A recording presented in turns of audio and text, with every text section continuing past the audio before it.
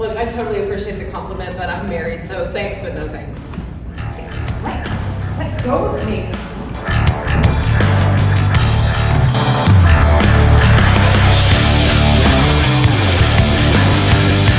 Hey you guys, what's up? I'm back here on the scene with Benny, my bad guy, who is helping me today with demonstrating wrist escapes. So this is a video touching on several techniques that can be used based on the positioning of the arm and the hands when dealing with somebody who is trying to grab at your wrist or at your arm and you need to get away. This is particularly where you may have somebody that is a lot bigger than you or stronger than you that is trying to pull on you, or you could be in a more close quarter situation. There are different tactics that you can use, some better for different situations. So the first one that we were working on was the front arm grab, where he is in front of me. He has just a single arm grip or a single-handed grip on this one side. He's being, a wonderful training partner here by keeping the other arm out of the way so you guys can see what's going on. But understand that more likely this would be, possibly grabbing at a collar, preferably not grabbing at a weapon or something like that. You do want to be mindful, always mindful of what's happening also with that other hand, knowing that even where this is not comfortable and maybe not necessarily good, it does give you a tactile tool to know where he is and what he's doing with this hand. So always be mindful of what that other hand is doing while you're being mindful to break this grip. So one option you have is to pull in to break the grip. This will not work when it's at extension so much. If he's really grabbing and me trying to fish under and hook under, it's not something that I feel like you can easily break his grip with, right? If he's got a very strong, meaty hand, man hand, wrapped around my arm, and he's holding on, he wants to keep me, this grip might not necessarily work, or this break might not necessarily work. However, you can, if you can get it in closer to your body. I'm gonna actually rotate with Benny here.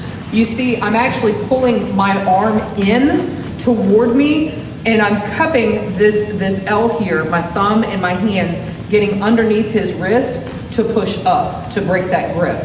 And simultaneously, I'm getting a grip on his wrist, at which point I do still want to act fast. I can, throw a kick, I can throw a knee, I can kick, groin, you name it, follow up with something.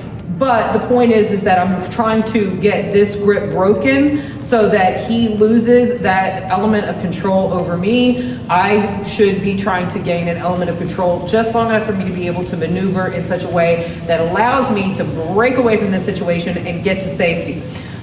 So again, if I'm doing this particular break, I'm pulling the elbow in. This changes the positioning and the leverage. I'm getting this hand, the hook of my hand going underneath his forearm into where it meets his wrist, and I'm just pushing up until that grip breaks. If my arm is at extension, again, this really won't work. I need to resort to another tactic.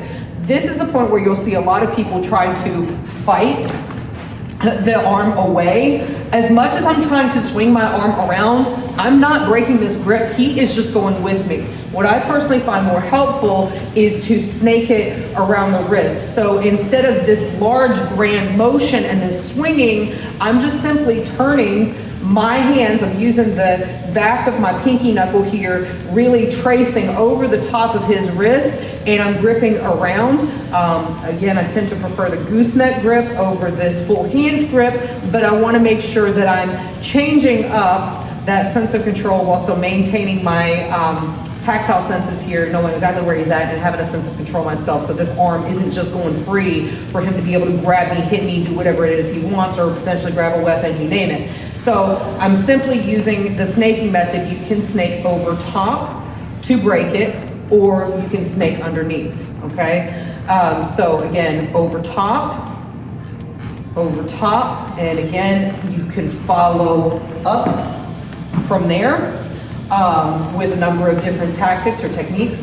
Here, knee to the face, solar plexus, shut to the groin. You have options from there, all of which you should be working on as you're training regularly in a local facility.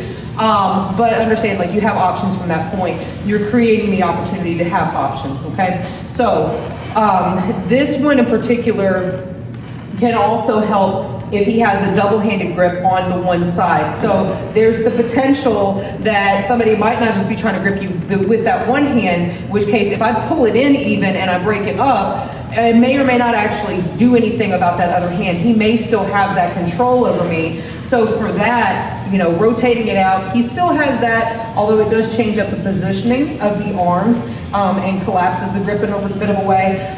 Going out and over really helps to turn him more, right? This is not a good, stable, balanced position for him to be in, one that he's not going to try to stay here, right? He's probably going to try to adjust and go from there. Now, mind you, as you incorporate these, whether you're doing it to be, you know, going up and over or under and over, whatever tactic it is you're using, you know, be mindful that you do want to make sure that you are following up, that you're watching, that you're not making yourself more vulnerable. Don't just break that grip and throw your hands up in the air and think that you're just like, okay, I'm done, right? Be mindful of the situation that you're in, the person that you're dealing with, because, you know, it might just be as simple like you're in a public place, you break away from them and you can easily get away.